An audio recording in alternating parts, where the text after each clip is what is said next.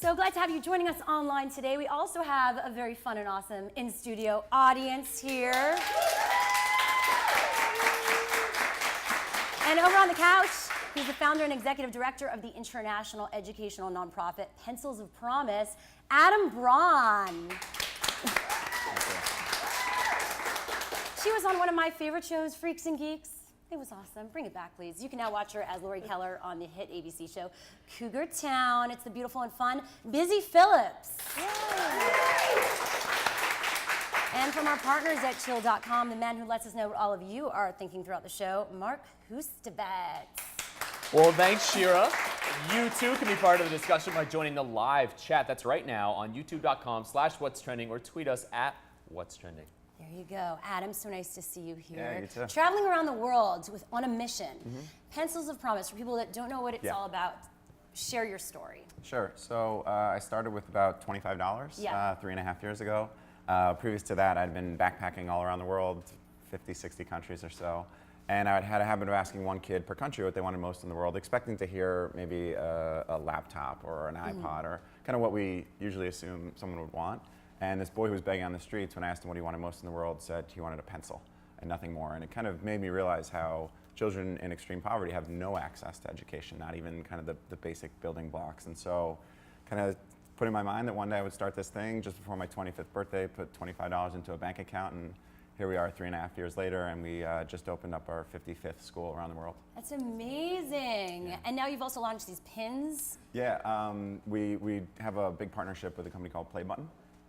Where it's really cool. It's this music MP3 player. You can just check it out at playbutton.com. But for everyone that's sold, they provide a day of education through Pencils of Promise. So we're really excited about it. I love it. Well, it's such a great organization. So thank you for stopping by today. Really appreciate it. Busy? Hi.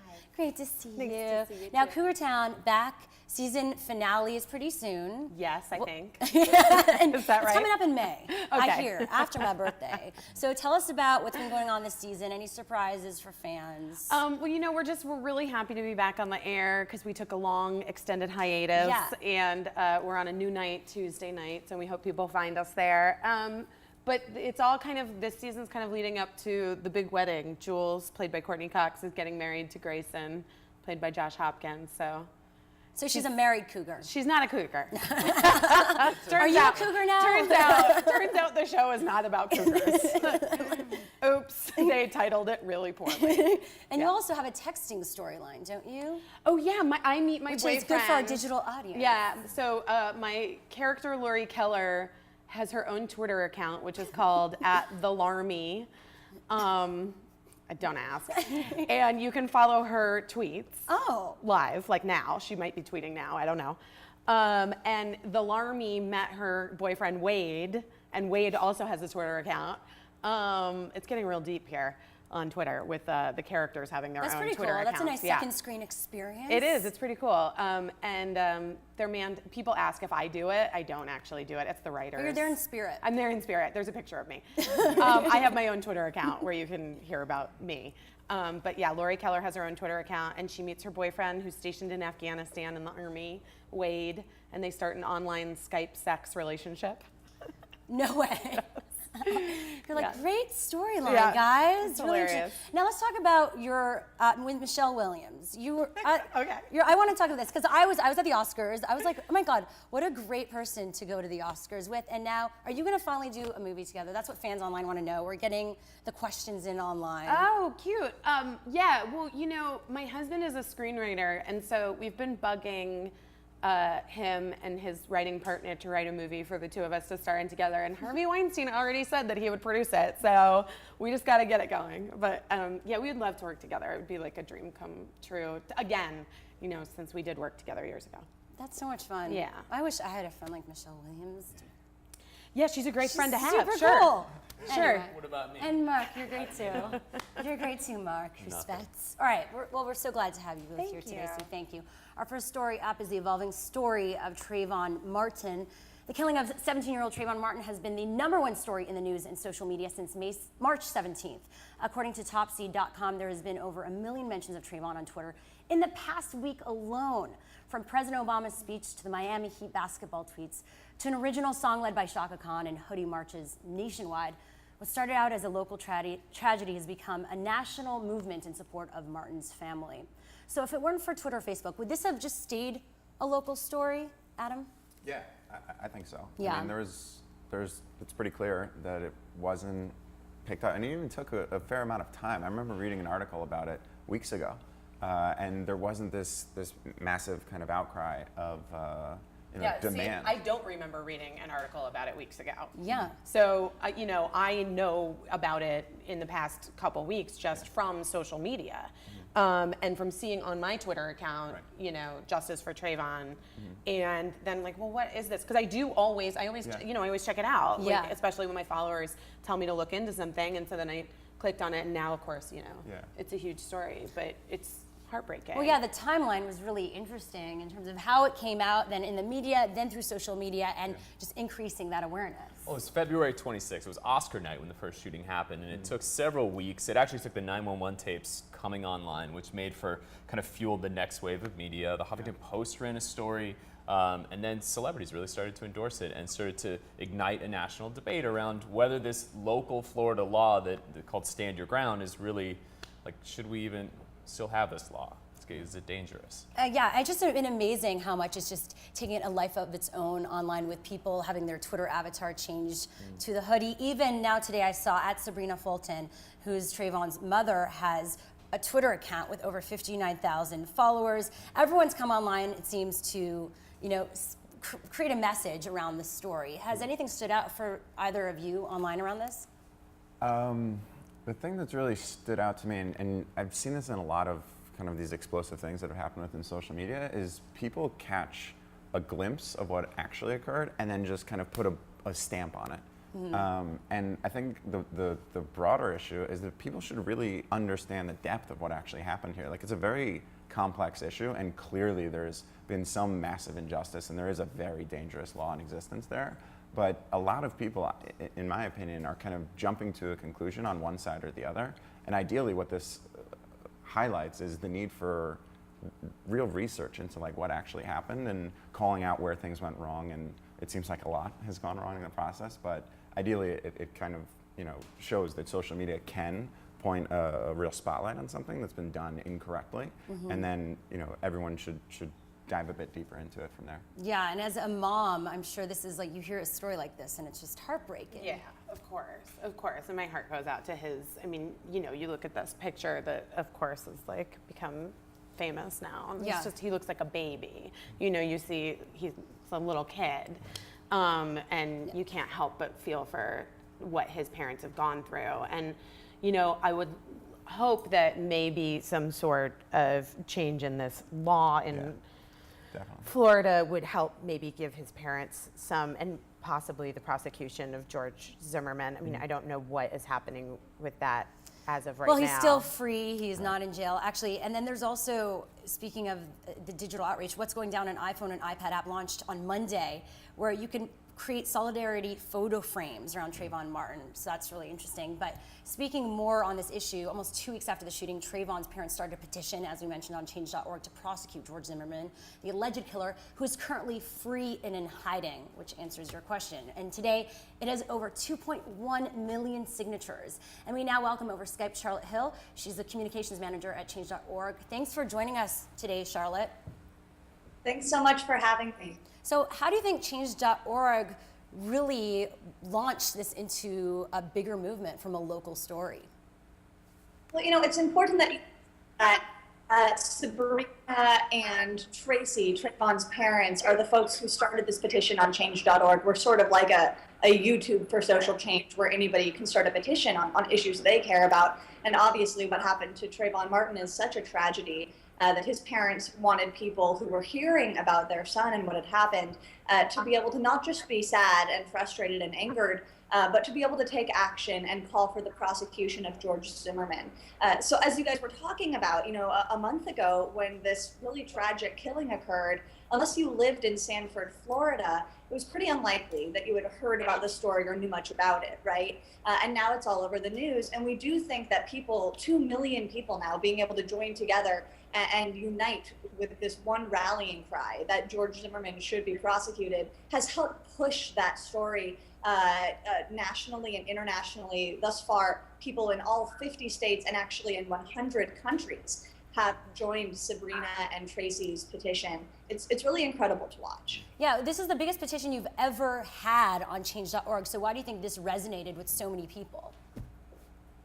Well, it's a very personal story that yet a lot of people can relate to. There are very deep issues at play, issues of racism, of gun control, and as I said, the story is just emotional. If you're a parent, if you're a kid who's ever been unjustly stopped by law enforcement or by community watch enforcement, you can understand the story and relate to it. If you've ever worn a hoodie, as we've seen, you can relate to the story with this new Twitter hashtag, 1 million hoodies for Trayvon. So I just think anyone really can find a kernel of the story that they relate to. And what's great about having these social media tools like change.org is that people can then take that frustration and that deep sadness and transform it into action and really feel like change makers. Now I need to say the other side of the story, because we did have a question online of what do you think about what's being reported now about George Zimmerman being falsely accused that he was in fact the one who was attacked and beaten? Well, like I said, we're just the website that hosts the petition. I think 2 million people have obviously been very moved by Trayvon Martin's parents and their side of the story and have obviously joined. And we've seen 200 other petitions that have been started, all supporting Trayvon. And of course, if somebody wanted to start a petition supporting George Zimmerman, they'd be allowed to do so also. What really matters here, at least from change.org's end, is that people have a place where they can speak up, where they can make their point of view heard, and where they can take action. Definitely. And Reverend Al Sharpton, earlier this week, he presented the petition to the Sanford City Commission. Now, what is the next step? Will anything happen from this? Yeah, so actually also yesterday, Trayvon's parents delivered these 2 million petition signatures to Sanford authorities. And, I've spoken with them. They say they're going to keep on gathering petition signatures until George Zimmerman is prosecuted. Just a handful of days ago, on March 21st, I believe, there were only 1 million signatures on the petition. 5 days later, it hit 2 million. The numbers just keep climbing. Cher has endorsed it, MC Hammer, LeBron James, a lot of really famous people, as you mentioned, are signing on to support. So I expect the numbers to keep climbing. I expect the pressure to keep mounting. And I think we will see something significant happen in the near future. It's going to reach a breaking point. People are really upset. Well, thank you so much, Charlotte, for joining us today. We appreciate it. I know it's a busy time for you. Thanks for having me. All right, the movement in support of Trayvon Martin continues to make news while the circumstances behind his killing are still being investigated. And some breaking news, Representative Bobby Rush of Illinois has been asked to leave the House floor after wearing a hoodie in support of Trayvon Martin. You can go to whatstrending.com for more info on that. Now moving on, #BullyMovie has put Harvey Weinstein's latest documentary about the bullying epidemic in middle schools across America into the spotlight as celebs began a major Twitter campaign yesterday around the film.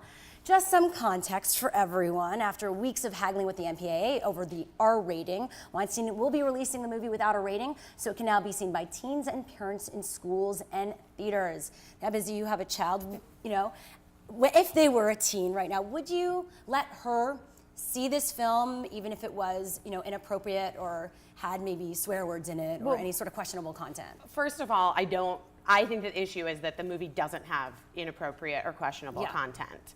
I think that the Hunger Games about kids having to kill for food is more questionable in content than a documentary about an epidemic that is plaguing our nation's kids. And too many kids in the past 5 to 10 years have committed suicide, have killed themselves, have tried to take their own lives because of being bullied, feeling alone. And this movie, while I have not seen it yet, from my understanding and from reading about it, takes a really honest and in-depth look at what's going on. And the MPAA rating is because of harsh language used by kids. So it's not adults saying the F word, it's, you know, kids under the age of 18. This is real life. Bullying includes that. That's feel part of like it, telling the story. I feel like I am in such support of the Weinstein Company for not re-editing the film and for standing their ground. And I hope that people really rally and make it a point to see the film, to seek it out, to ask their local theaters to carry it, because a lot of times what will happen is if a local chain of theaters, if it's an unrated movie, they won't even carry it because they don't want to, or they won't let kids under the age of 18. So I encourage parents to take their kids to the movie. I think it's important, and it's an important movie to see with your kids and start a dialogue about it. Does the system need to just be more sophisticated?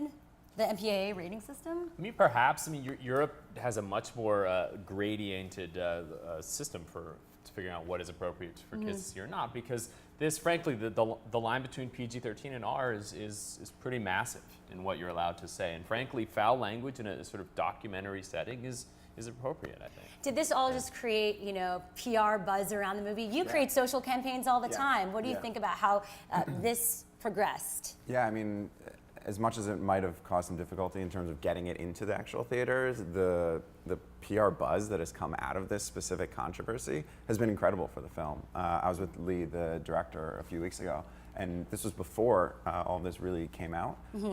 And he was so excited about it. You know, we screened it in our office for our staff last week, and it's undoubtedly kind of taken on a life of its own. And as Lee was saying, it feels like this is the right moment for that conversation to be had. And the brighter the spotlight, you know, the more people that will come out and watch this movie, and ultimately that's the real goal here. Yeah, and we here at What's Trending, we take a stand on Stop Bullying. We actually did a whole Stop Bullying town hall last year, so it's something that is close to our heart too, and we definitely think it's important to put the message out there and be part of this movement. So will a movie like this, though, create real impact? You know, it's about documenting what's going on, but what about solutions, Busy? Well, I mean, I think that the conversation needs to be started with parents and their kids. I think that part of why, I mean, in my opinion, part of why children end up feeling so alone and like the only option is to end their lives is because they don't have a perspective. You know, when you're 16, you think that the be all end all is like 16, and you're unable to see sort of like the long arcing road, you know? And I think that for more parents to be involved with their kids, especially when they're being bullied, for more schools to take action, and for more kids to see films like this on the other side, on the bullying side, might be helpful as well. Yeah, I mean, ultimately, kids are incredibly impressionable when it comes to modern media. And a lot of times they take action right after. And it's such a hard conversation to have when you're 13, 14, 15, 16 to say, hey, why are we bullying this one individual and bringing it to this kind of this national forefront of conversation? What I would imagine is, you know, there's huge programs where entire schools are going to watch this film. I think 13 million kids are bullied every single year, right? So schools are going to bring their students there and then undoubtedly create dialogues within the school system around this. So I can't imagine that massive action won't happen. Yeah, and it also takes the other kids, not the kids who are being bullied and not the bullies. It takes the majority. The witnesses, don't be silent. It's all about not being silent. Right, it's the majority of the kids in school who need to be able to stand up and say, like, you know what, dude, that's not cool. Like, you're not awesome for doing that. You suck. Right. Yeah, I say it's about creating a culture. Maybe don't say that. Right. It's about creating a culture of kind, not cruel. Right. That's what I agree. But I mean, I think it's that. an incredible statement on our current culture that this is what isn't at the forefront of media. Like this 30, 40 years ago, you would not be discussing why are kids being bullied and is this incredible People film. would say, toughen up, that's life. Right. Or this just wouldn't be, you know, it would be entertainment purely. There wouldn't be the kind of documentary side of social impact, right? And like the intersection of entertainment and social impact, which is becoming increasingly more and more significant every day. But we look to entertainment to sort of help guide us, and Absolutely. you know, and that's what's changed. Yeah, is that entertainment is intersecting with social impact. Well, I love this. There was also a petition on change.org from Katie Butler, 17-year-old, who got 500,000 signatures. And it was all about don't let the bullies win. Give bully a PG-13 instead of an R rating. And even the CEO of AMC signed it. Whoa. So I love it. 17-year-old starting all this. It's great. Well, you can catch Bully in theaters March 30th. And for more info, go to thebullyproject.org. Changeorg.com. Did you know that over 3% of people on Facebook are deceased? Well, Dead Social is looking to tap into that market. It's an online service that allows users to create a calendar of timed messages that activate after the user passes away. The messages are sent to family and friends through your social networks. So is this a good way to create a digital legacy, or is it just creepy and morbid? So we were talking about this a little bit beforehand. I think we have slightly different. I think it's very creepy, personally. He's not on board. No. I mean, it's strange that this is even part of this topic. I mean, I was a few weeks ago talking to somebody that was saying that baby boomers as a generation are going to pass away. And as morbid as this is, more people will die in the next 20 years than ever before on the earth, right? And so there's this industry that's kind of forming around that. I understand the idea that there should be, your Facebook account should be closed, your Twitter, but leaving these messages behind, to me, it's just like P.S. I Love You, which was the most depressing movie ever. I didn't see that movie, but I will say this. I mean, I feel like a little bit Dead Social only kind of works if you know you're gonna die, like if you have a terminal illness.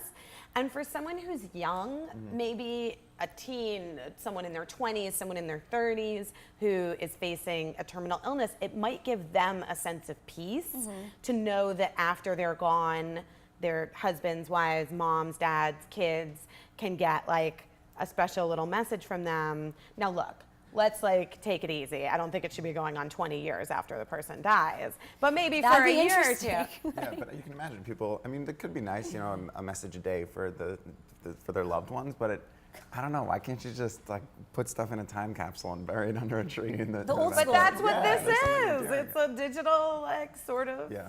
Time capsule. This actually has become, it's now even a TED Talk. There was a recent TED Talk given by Adam Astro of Mashable. He actually talked about this, moving websites into an archive, and how this is, like you said, it's going to be a much more active part of our conversation for the next 10 years. And I think this is how we're going to approach, death is how does it live on. You now see people when they do pass away, their Facebook page becomes like a way to honor them in a way. Well, I have to say, I have dealt with loss in many different ways. I've had randomly a lot of close friends who passed away in my 20s.